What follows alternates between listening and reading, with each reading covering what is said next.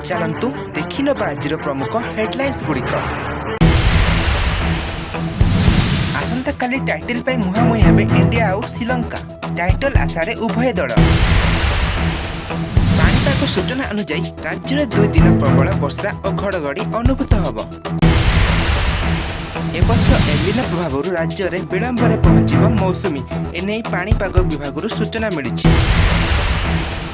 अधिक चीनी खाऊा लोक सावधान एने WHO बड़ चेतावनी। नंबर 1 सावधान आसंता 2 दिन प्रबल तांडव रचिब काल बैशाखी एने सूचना देछि ओडिशार पाणीपाग विभाग।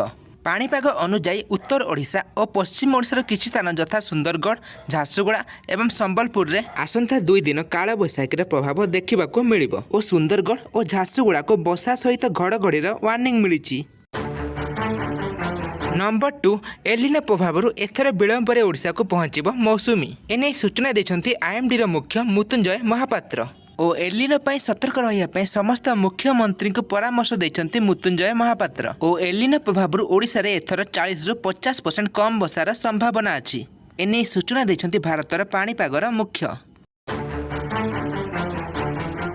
नंबर 3 संडे रे महामुकाबला मुहांमुही हेबे भारत और श्रीलंका। इंडिया टीम तिलक वर्मार नेतृत्व में पड़िया को ओह्लैब किंतु समस्त नजर सूर्यवंशी उपर रही से किपरि फाइनल रे प्रदर्शन करिवे। जदि तांको बैट फाइनल चली जिवो तबे इंडिया को केही जितिबारु अटकई पारिबेनी। अधिक चीनी खाउथिबा लोक को WHO बड़ चेतावनी। WHO सर्भे अनुसार विश्वर 60% लोक अनेक रोग रे पीड़ित होउछंती और सेथिरु मृत्युवरण करुछंती।